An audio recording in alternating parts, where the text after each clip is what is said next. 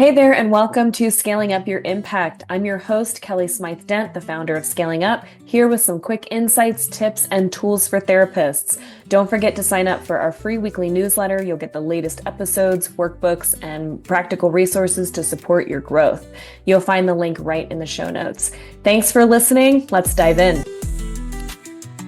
Hi, everybody. Welcome back to the show. I am Robin with Scaling Up, and I am really excited today to introduce you to a special guest that we have on the Scaling Up Your Impact podcast, where we offer practical trauma-informed tools, mindset shifts, and clinical strategies for therapists who want to grow without burning out.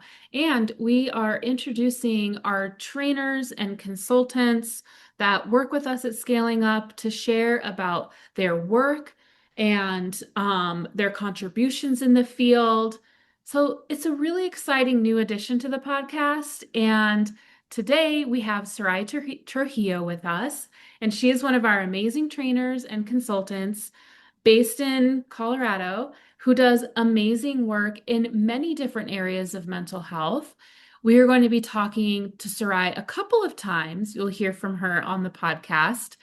Today, we're going to be talking about perinatal mental health, utilizing EMDR and other strategies, working with folks experiencing that time in their life, those experiences. And we're also going to be talking to Sarai later in a future episode about infant and early childhood mental health. So you'll definitely want to make sure that you subscribe to the podcast or you follow so that you don't miss that future episode, because we know it's just going to be as amazing as this one. So without further ado, hi, Sarai. Thank you so much for joining me today. How are you?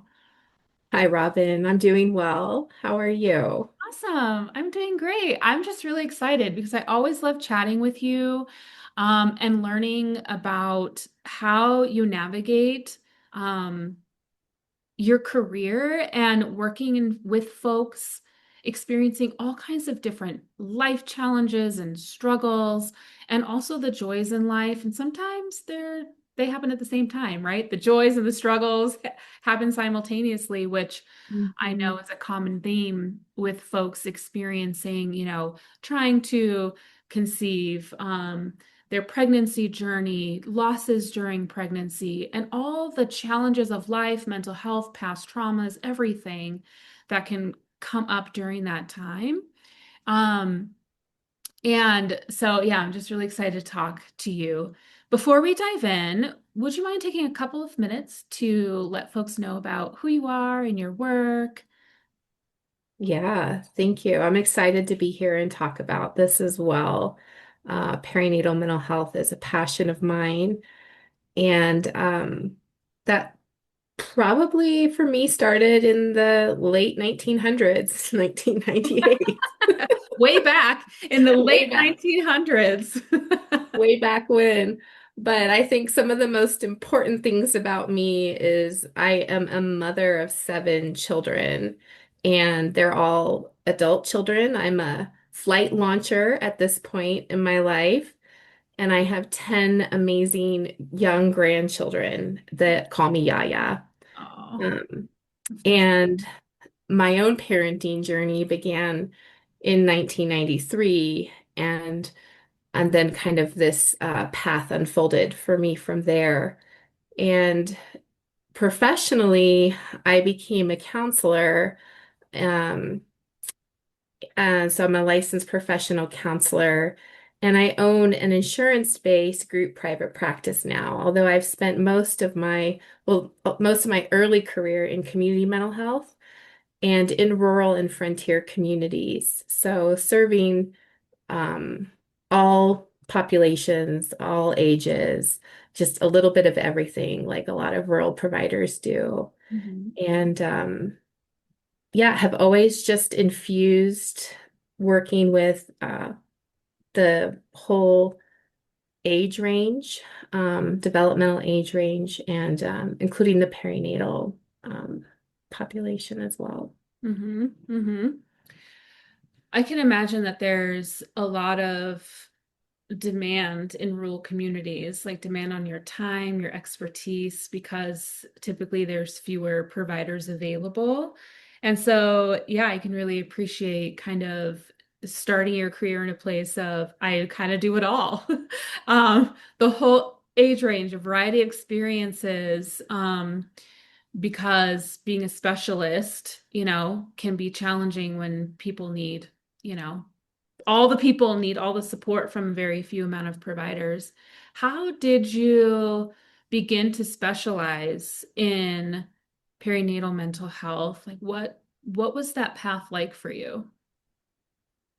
Yeah, thank you. I think, again, for me, that path started long before I became a counselor, a Hmm. mental health professional, birthing my own children, doing a variety of home birth, hospital births, non-medicated, medicated, ectopic pregnancies, having just a lot of my own experiences, becoming a parent myself, and then being a resource and support for friends and others who were having their own birth experiences.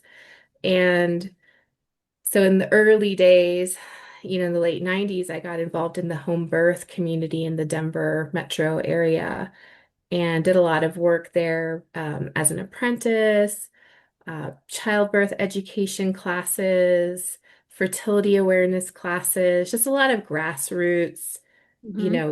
birth justice, kind of organizing, empowering, birthing people to take control, have autonomy over their experience, this huge experience, this huge transition of becoming a parent, whether it's your first or whether it's your seventh, Hmm. it's a huge transition in your life. Yeah. And so that's where it all started for me. And I attended hundreds of births in the hospitals, in homes.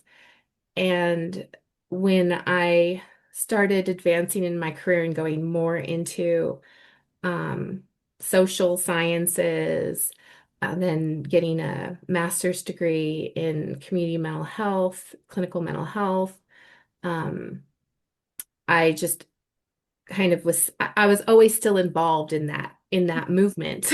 Yeah. Yeah. Still attending births, still, offering classes, doing that sort of grassroots birth justice work. And so it just came with me into my professional practice.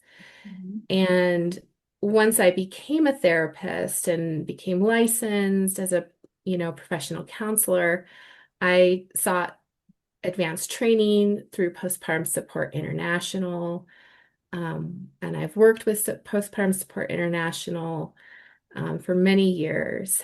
And, as soon as they offered the perinatal mental health certificate program, that was a natural, yes, get this. Um, and then as I got EMDR trained even later in my career, again, this has been such a core part of my existence for so long Yeah. that it's like every new tool I had, it's like, how do I now use this tool and offer it in this space of empowerment during Mhm. this transition to parenthood? Yeah. So it sounds like you've really supported birthing people in various ways from the beginning. That seems to be where you've started teaching classes, attending births, working in grassroots birth justice spaces. And from that perspective, which I love, I love. We've talked about that um, uh, behind the scenes, and I just find that really special, especially when you merge the two together, that grassroots, autonomy building, empowering, justice perspective. You combine that with mental health and helping folks navigate, their trauma histories or any experiences during the pregnancy birthing process that can create new traumas. And like you said, it's a big transition no matter what, whether or not you have a trauma history, whether or not your conception and pregnancy journey is smooth, right? Like it's a big transition that can stir up a lot. And knowing that your work is not just about, you know, mental health well-being, it's also about justice and autonomy, I think is super important. And I know from my own experience as a person who has also birthed a child, just one, um, that, you know, even, just knowing that there are people out there, there are advocates, educators, birth workers, and mental health specialists um, that care about well-being and justice, like they're kind of tied together. In that way, I think it adds a level of like community security, like knowing there's people out there like you who are doing this work in all types of ways from different avenues, right? Like you started where you started and here you are now, and who knows what work you'll be doing in 10 years, and just knowing that there's so many folks out there doing that. I mean, I know that now because I sought that out myself, right? I looked for who's out there. And I wanted to talk to you today because there might be people that don't know that anyone like you is out there. Um, Mhm. or maybe there are therapists or, people in grad school right now, unsure, like, what path do I take? I'm drawn towards this, but I don't know. Is there even a career in that? In the way that I want to do it? I don't, And so I feel like folks will connect with you because they need to know that there are people who do the work that you do. Um, out there and that there's hope for that. And they don't have to go through their pregnancy and birthing journey alone or with only the support of their medical providers if they need more. If they need more than that, how do they find right? How do they find folks? And so I feel like this conversation will be one way that people find um, more people that can support them through this process. Yeah, I just think it's beautiful work. Thank you for contributing to our communities the way that you do. Um, Yeah, I'm glad you found the support that you were looking for, and as you mentioned, it's all are welcome here. There are so many different healers and helpers and workers in this space. And so, yeah, yeah. I'm curious how you collaborate with other healers and helpers in your community. Um, because I imagine it's a community effort, right? Like, I feel like that would be the best way. In an ideal world, it's a community effort. Um, so how do you partner with folks in your community? Yeah. I know the birth workers in my community, the home birth workers, the doulas, um, the obstetricians, the folks down at the hospital birthing center. Mhm. And so it's those relationships, those personal relationships. So where, for example, if the hospital has somebody who's having a significant difficulty in the pregnancy or postpartum period or their birth experience, they know they can call me. Mhm. And, I can go down there to the hospital, meet with a client, um, support them, offer them resource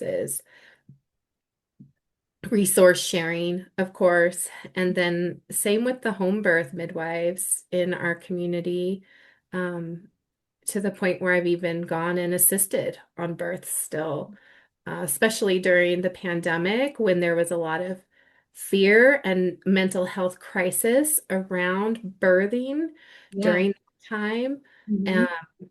and less people allowed at a birth in the hospital, people choosing home births, birth workers like courageously going into spaces and and doing work that we didn't know was entirely safe. And so I was like, boots on the ground. How can I help? I'm here to support however I can. And so I attended quite a few births assisting during the pandemic, full mask Yep. gear, the whole thing. Um, but just, yeah, that community building, relationship building, and then showing up where I can when I can. Hmm. Yeah. Um, I find that that's, often the case. Like building those personal relationships is everything with any specialty, but most certainly when working with perinatal mental health. Because, there are so many nuances and layers to that experience. And you brought up something that I think is really, um, hmm, poignant right now, or like really like a central theme, and that's like birthing during crisis, or navigating pregnancy and birth and postpartum, um when the world around us is unstable or uncertain, or unsafe. And that could be due to various factors, right? It could be climate related. It could be socio, economic related. It could be politically related. All of those could be a pandemic.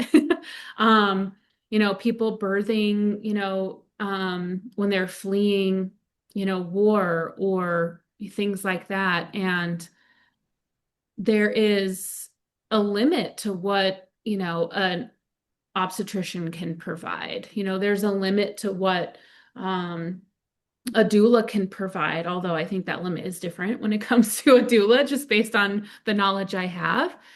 And so having, you being there, having you show up, like you said, boots on the ground during the pandemic, showing up at births in full PPE, not knowing, like, we don't know what safety it looks like right now. And we're practicing that we think it looks like this. We think it means showing up for each other and showing up for a birth like this, but we could be wrong.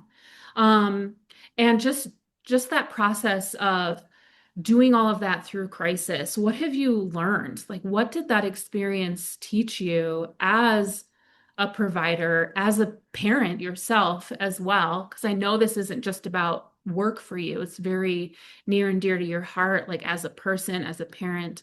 Um, yeah, what impact did that have on you? Yeah.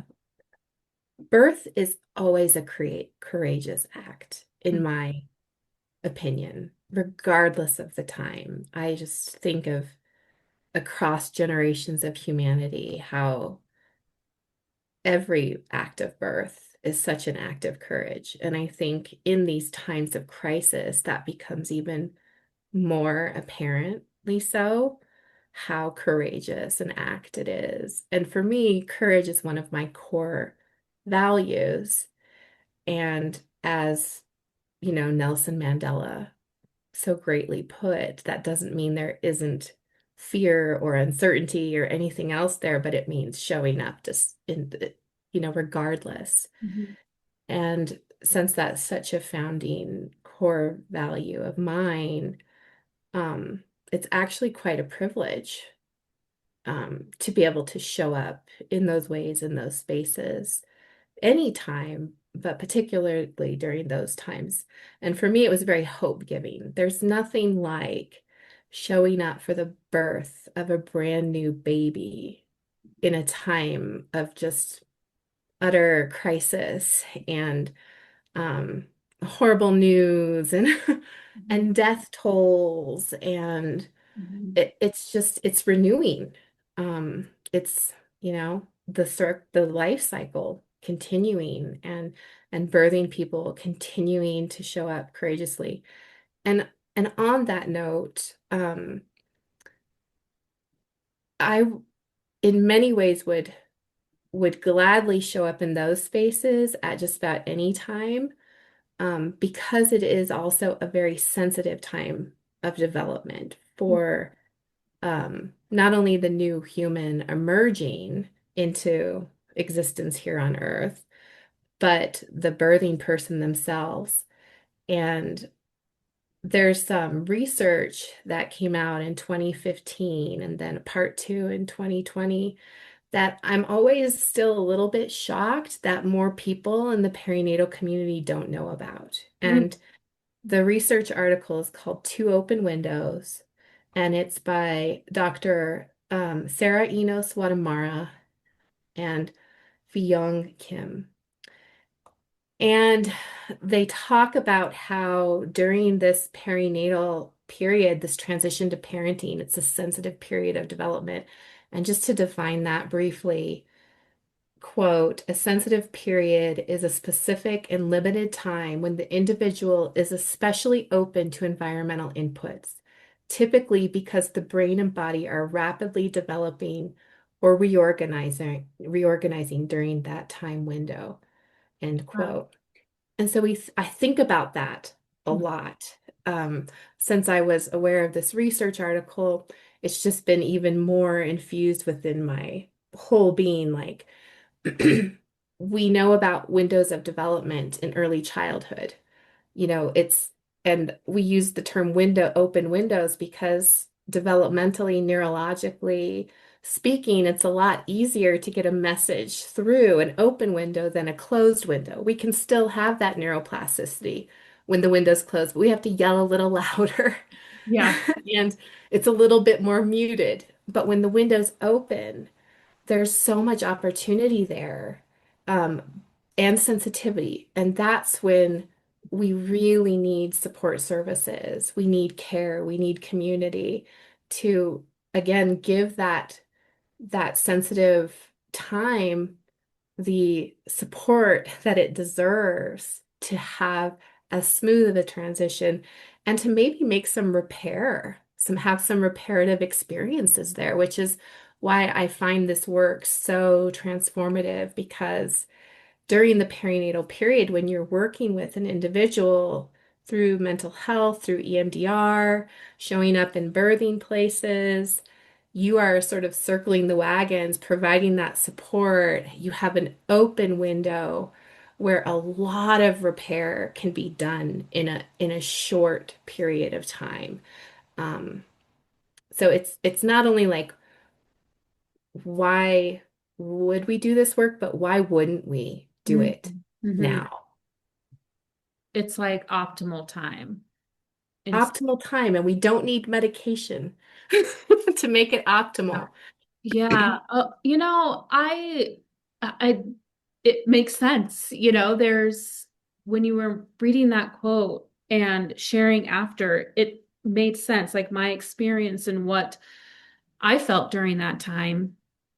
I'm like, oh, well, it makes sense that, the window was open, I was in a sensitive period and not just because of what's talked about kind of mainstream, right? Like there's a big change in your life, there's a new life, there's hormones, like all of that. Like there is that there, it just made a lot of sense. That shift, that open window, that sensitive period where we are open to those shifts and changes. And it's not just, yeah, it's so much deeper. And I just love that. I find it quite beautiful. And I feel that in the mental health field and possibly in the medical field, I don't know because I'm not in that field, that we've been told to kind of stand back, don't do too much, there's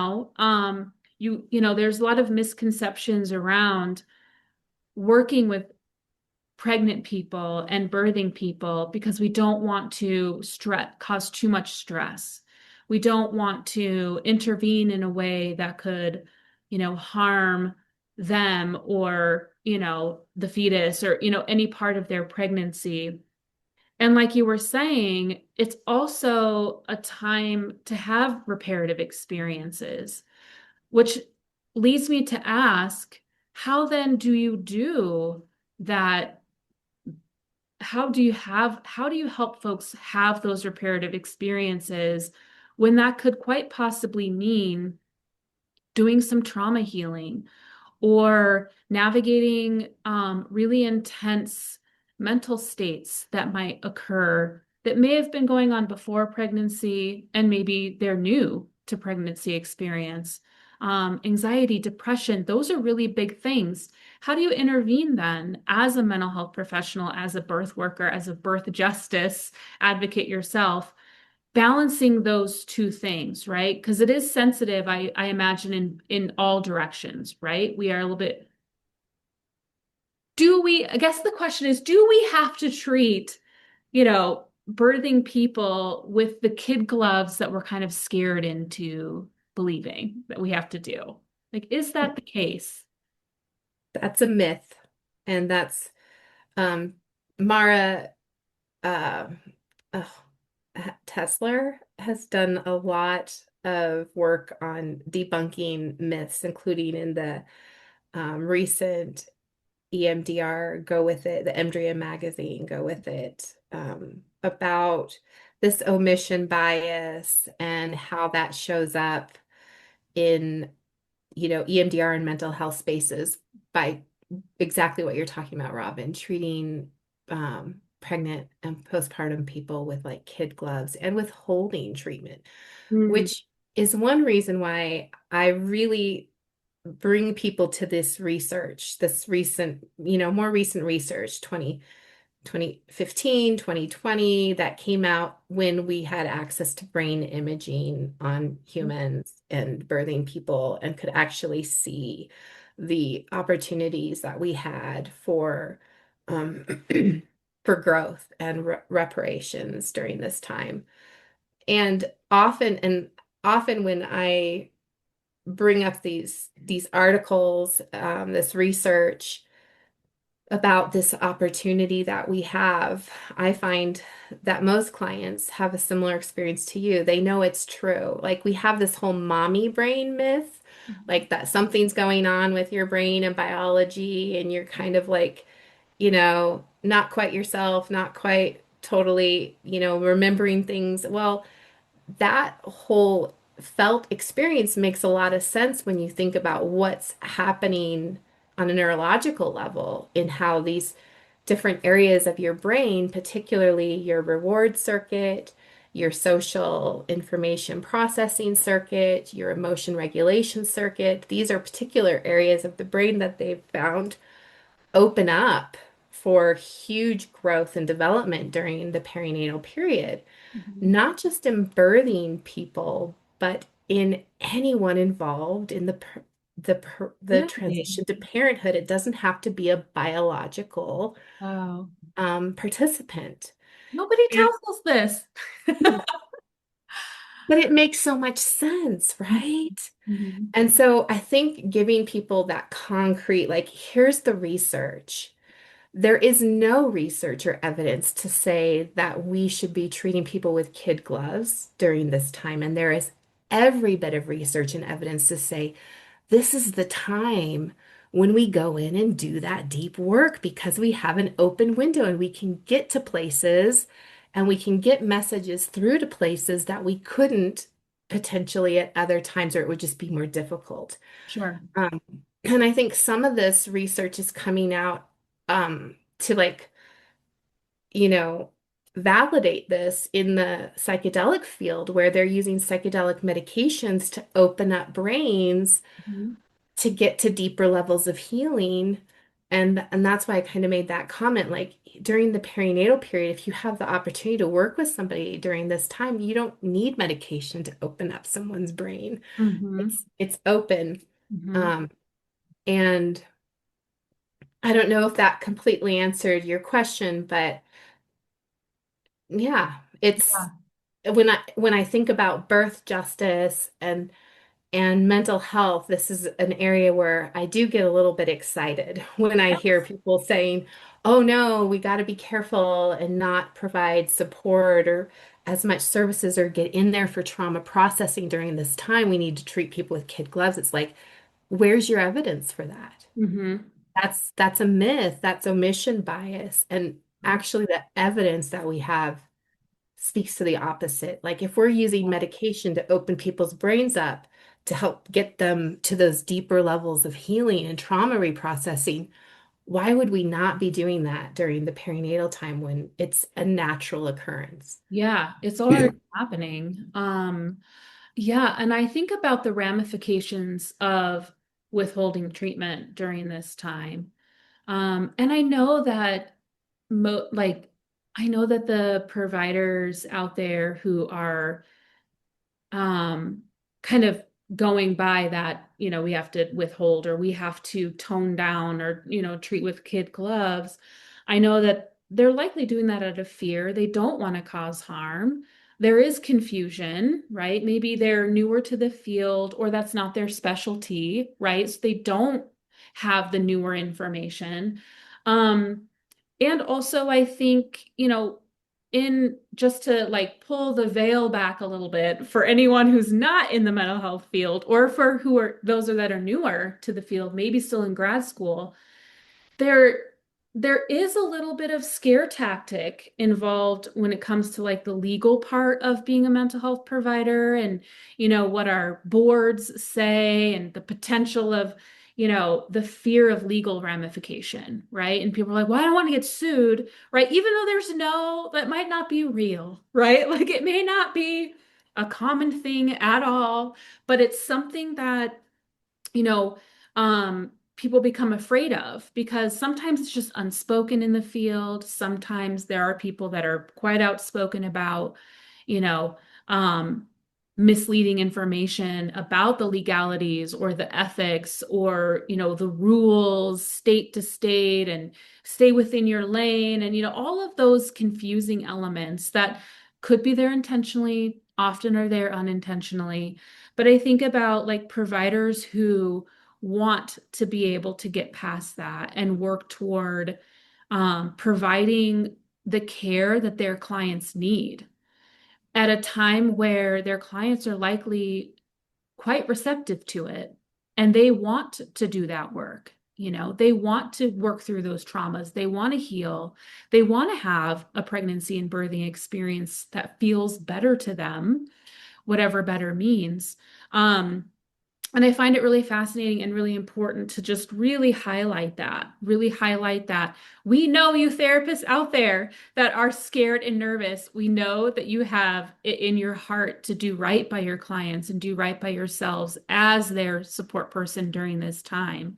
And so, learning about how to access the research or access the community and maybe consultants or mentors that you need in your life to be able to move through that fear or clarify the confusion so that you can work with pregnant and birthing people during this really pivotal time, I think will be really, really important going forward.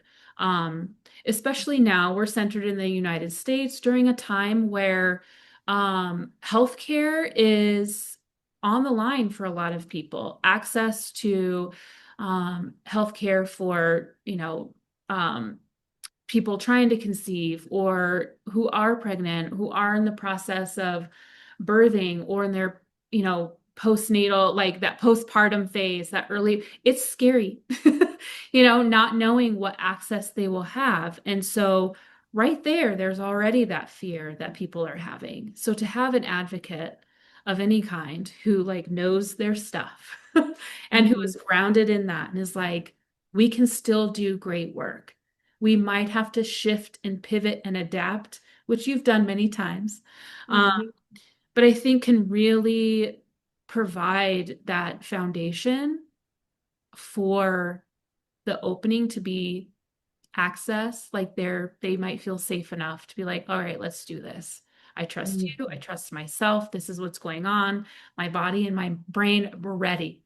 And I just think that's really beautiful to remind folks of that. Mhm. Yeah. Yeah, and that Um, courage is powerful. The mhm. courage that birthing folks are demonstrating by bringing a life into this world, and the courage that some professionals um, might need to step into Mhm. to more embody this opportunity for Yeah. sure. Yeah.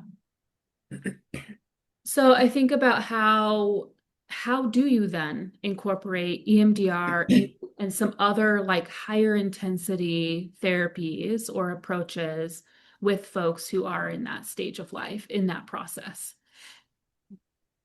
Enthusiastically. I love it. Probably not to your surprise. Yep. Enthusiastically and in any way, shape, or form I can. So, again, the hospital might call me with a referral, and then I get them into treatment, and we do EMDR treatment, and whatever stage they are in their pregnancy or postpartum Mhm. journey. Midwife might reach out to me. Maybe there was a tragic birth experience and a parent or family needs some extra support. And so that connection is made and we do that intensive EMDR work. Or just a perinatal person will reach out. They've had a history of fertility challenges and now they're finally pregnant. And they're nervous about that. Yeah. And so we're going to enthusiastically do EMDR work around their journey up to this point and what they hope moving forward. Or a parent reaches out and is has a lot of anxiety about their upcoming, birth experience. And so we do EMDR flash forward about the birth experience and I've seen so many just like powerful experiences. And I've even done EMDR at the birth itself. What? No. Oh my God, I love that.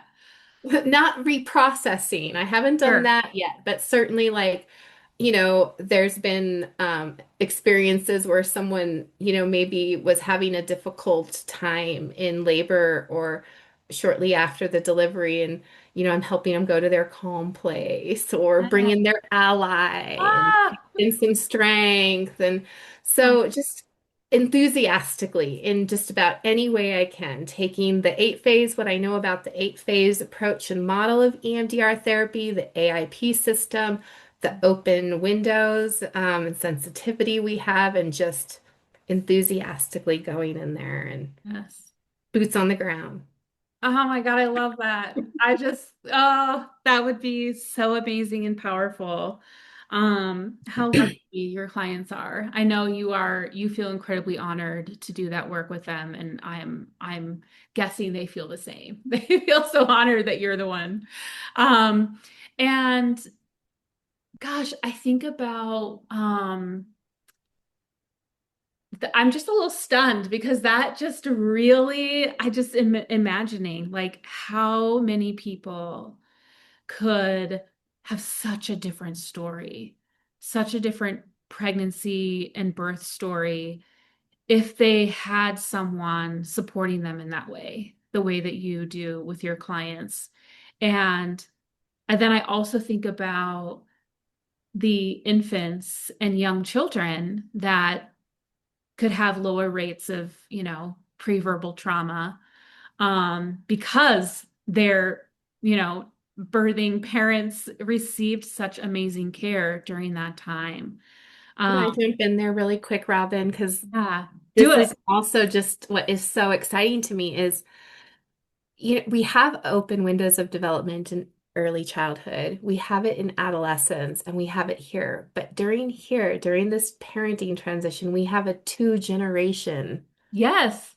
opportunity here. And so it's a two-generation approach. So it's speaking to follow up what we'll talk about in infant and early childhood mental health. But when we're working in the perinatal period, we're working with both those windows of opportunity and those periods of development. And we get to directly target the adult mental health, including prior trauma, and cultivate well-being, enhance parent-child relationships. And this is what is, again, exciting to me because this is powerful work. Yeah.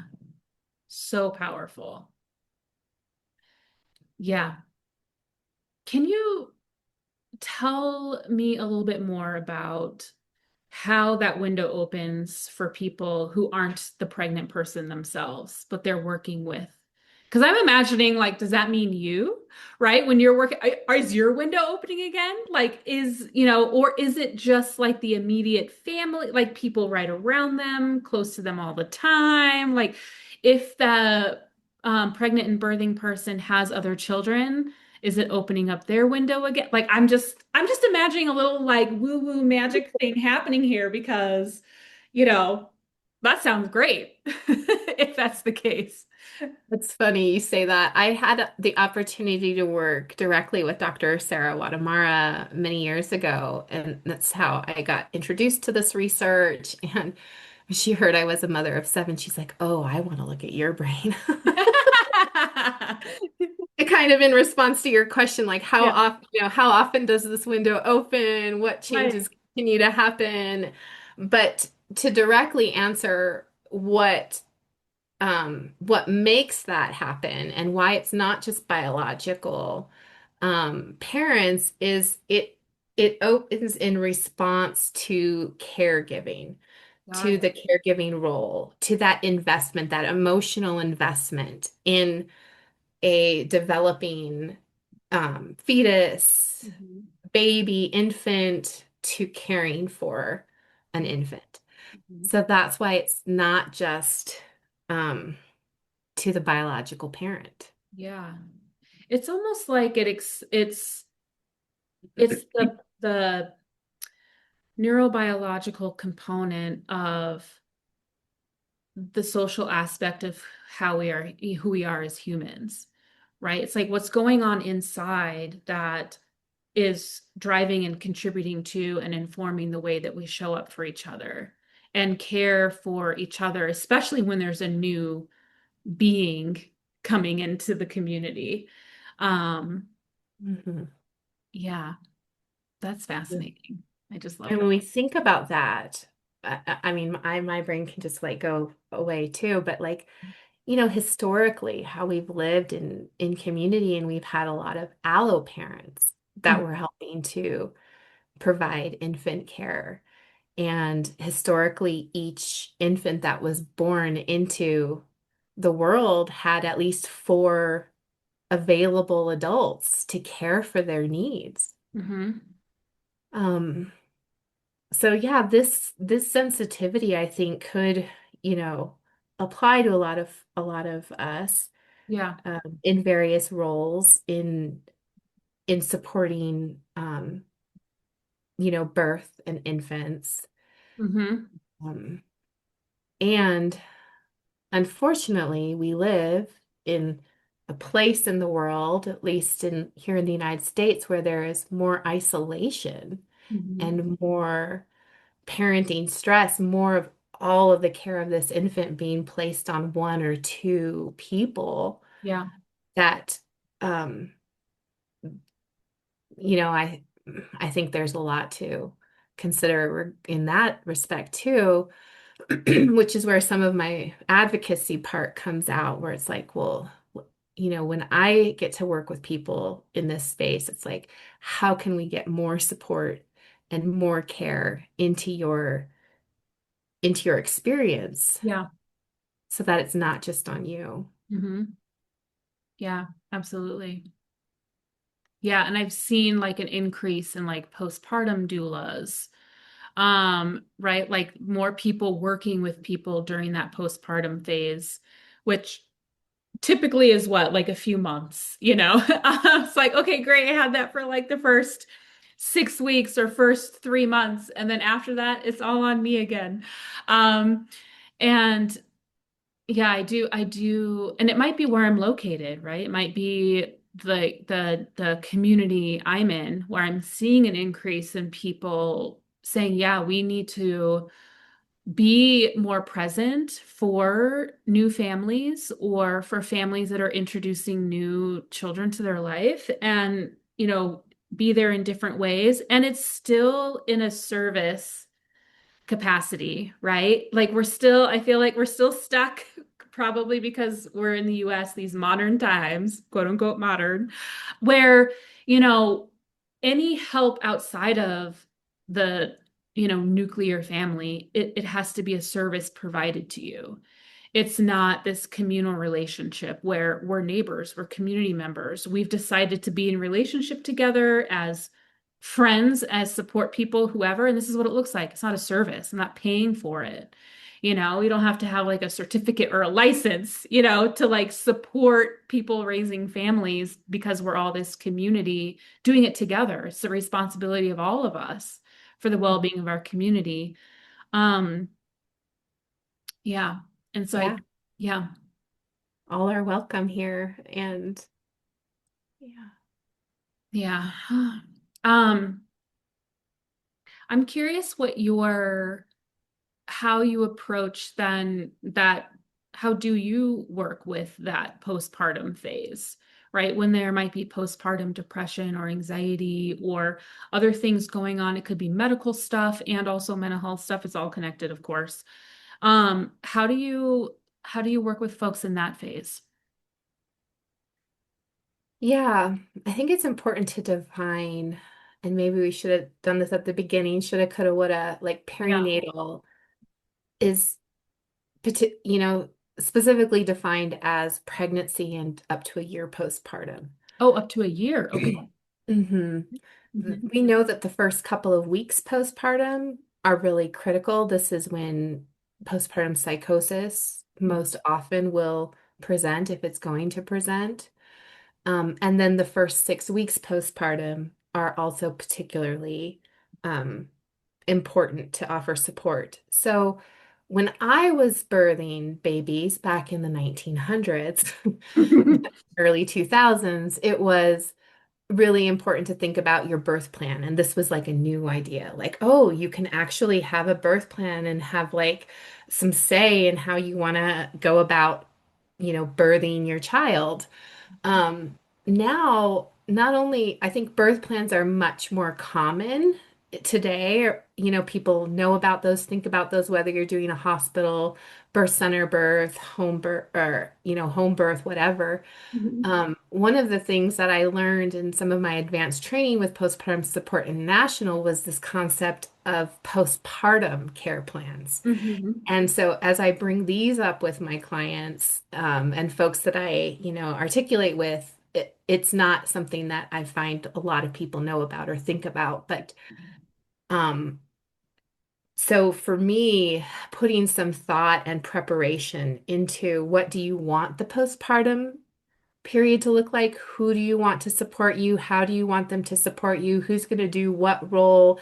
How are you going to get your environment set up? Who are you going to call in for help? Are you going to have a postpartum doula, a mental health, provider, family, friends, maybe church or other community supports, medical providers?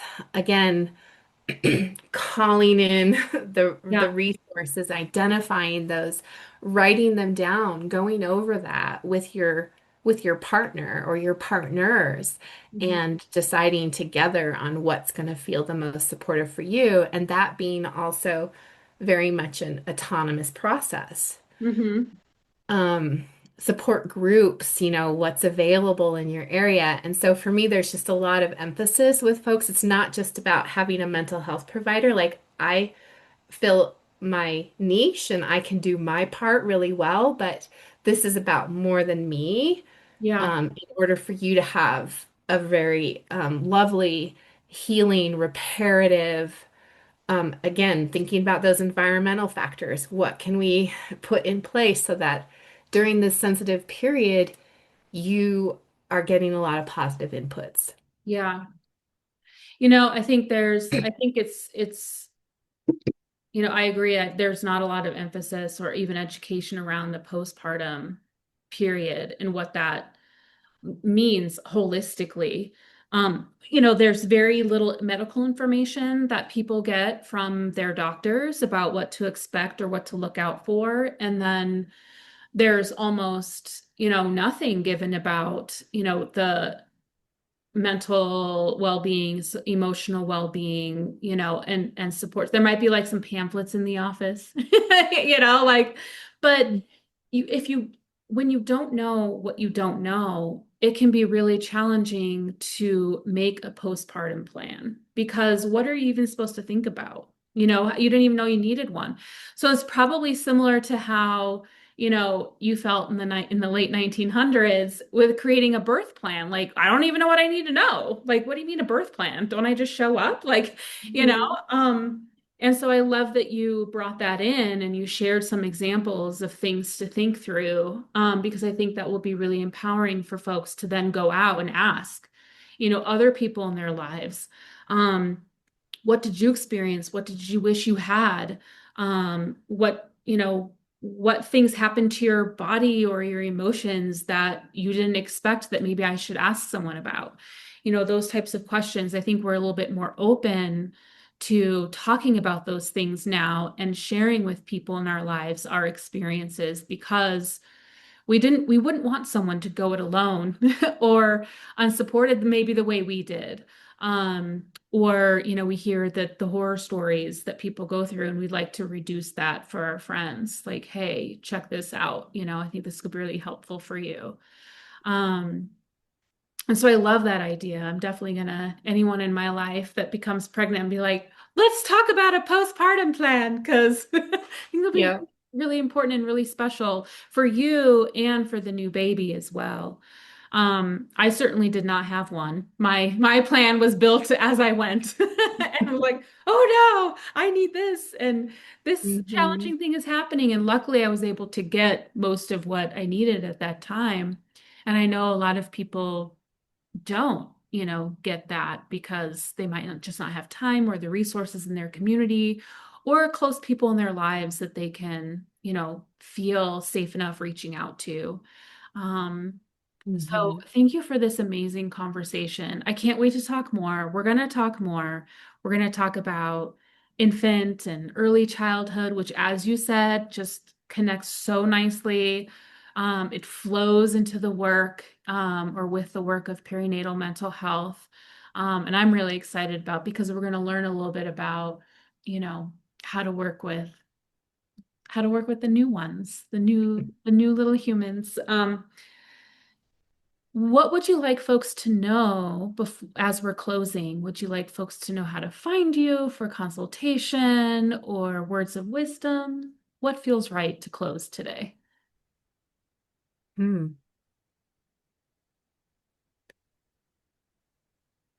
I'm not sure. I used to have this bumper sticker on my car back in the early days before I got my master's degree. I think I was in my undergraduate program, immersed in the, you know, birth work, and it said, "Peace on earth begins at birth. Support midwives." And I have expanded that Mhm. idea to, really at the end of the day, I just want world peace. Is that too I much to think ask? a lot of us humans do, right? Mhm. And I think for me that sentiment has expanded to, support perinatal populations. Yeah. And and absolutely I'm available for consultation or support. I'm enthusiastic about this work. Mhm. So if anyone has any questions, there's a lot of beautiful resources that EMDRI has put out. Again, there's a recent Go With It magazine that's dedicated to EMDR and perinatal mental health. But yeah, I'm available for consultation as well. Wonderful. Yes. We will all be part of the change we want to see in the world, which is world peace, and support folks in our lives who are in that perinatal phase and their new babies in getting that jump start on care and well-being and lessening or alleviating the trauma so that that new generation has a more solid ground to start on, hopefully. Um, I will put in our show notes. Hallelujah. Yes. I will link everything in the show notes of how folks can connect with you and also a link to the research you were talking about, as well as a link to the EMDRIA article or magazine issue. So folks can access those afterwards. So thank you again, Sarai, for this amazing conversation and time together. I can't wait for our next chat. You're welcome. Thank you, Robin. Take care. Bye.